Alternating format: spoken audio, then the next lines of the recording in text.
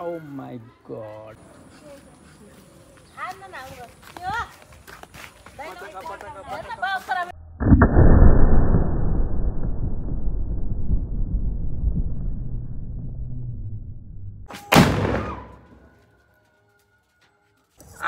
डब्बा त पुरै खोबिल्टै पर्छ नि। Hello and namaste everyone, welcome to my new vlog. सधैँका जस्तै आज पनि हामीले फेरि आफ्नो घरमा कृषिबारी सुरु गरिसकेका छौँ गाइज। ल अब चिसो याम लागिसकेको छ, ड्राइगन पनि धेरै लट पाकिसक्यो है हाम्रो घरमा गाइज। यो हामीले ब्रोकाउलीहरू लगाइसकेका छौँ, अस्ति यता साग भइसक्यो गाइज भने यतातिर आलु भर्खरै काम गरेर यो आलु सबै हामीले सट्ट लगाइसक्यो। त्यतातिर लसुन हुन्छ भने हाम्रो डगी यहाँनिर खेलिरहेको छ। ओइ ओइ ओइ आइज ल, इबाको घर खै कहाँ खेलेको तिमी? के गराएको थियो नि यस्तो? ए हो ल, यसपछि हामी चाहिँ अब पटेका पड्काएर अब यसको इन्डिङ गर्छौँ हामीले गाइज। पटेका पड्काइसकेपछि यसको इन्डिङ गर्छौँ आजको। ल सबैजनालाई फेरि पनि ह्याप्पी दीपावली भन्दै हामी चाहिँ यो आलु बम पड्काउने छौँ गाइज। सेफ्टी पनि चाहिन्छ है, तर म परालमा आगो लगाएर पड्काउँछु। छडै इबा उता जाऊ।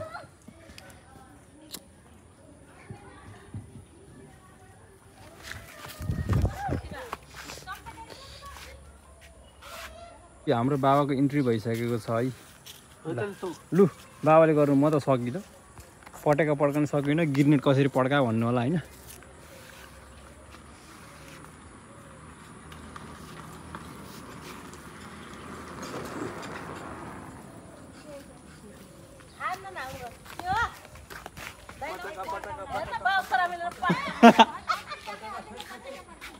आयो है आयो।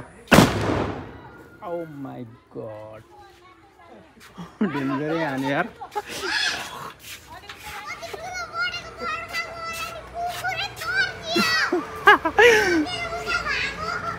कानै दुख्यो नि। बाबाले पड्काउनु भएको, मैले होइन बा हो। आजको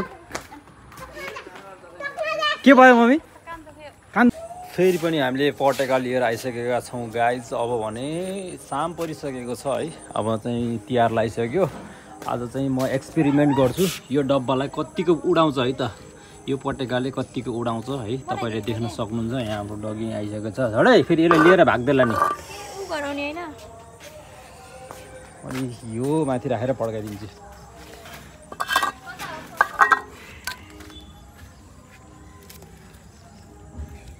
उता जा उता जा, यहाँ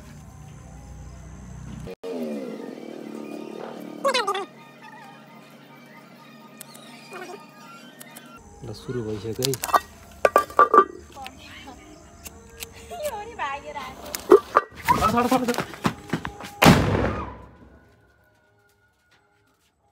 कहाँ उडाइदियो? डब्बै उडाइदियो यार। ओए कहाँ खस्यो? कहाँ खस्यो डब्बा? आलुको बारीमा पुगेछ यार डब्बा। त डब्बा राखेर पड्काइदिएको यो त कहाँ गएछ कहाँ गएछ? डब्बा त पुरै खोबिल्टै पर्छ नि। यो यहाँ यार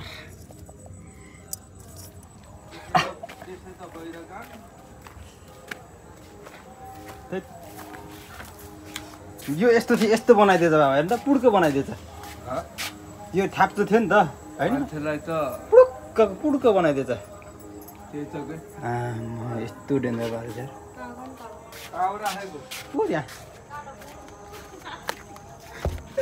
यहाँ राखेको।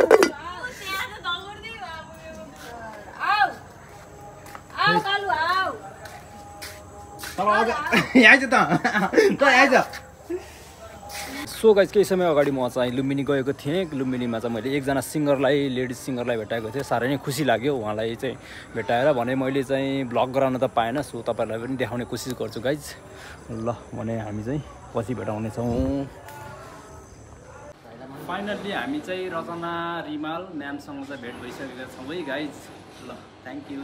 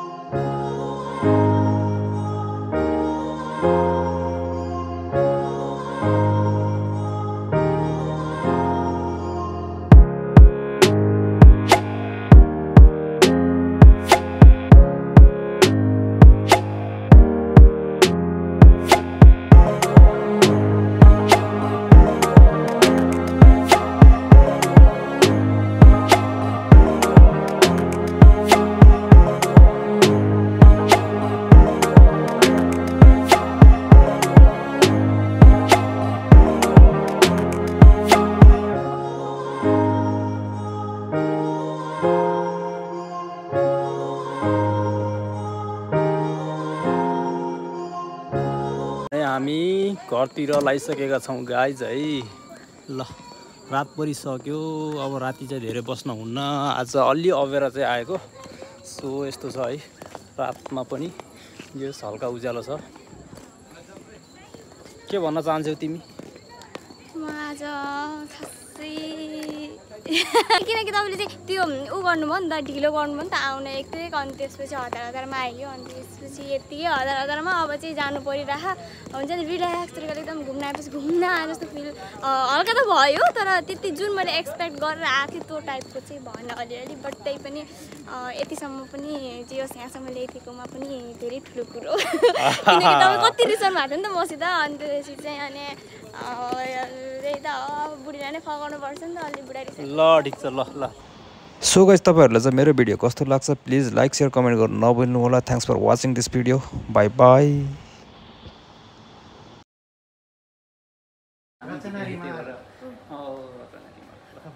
Short angle wide एङ्गलबाट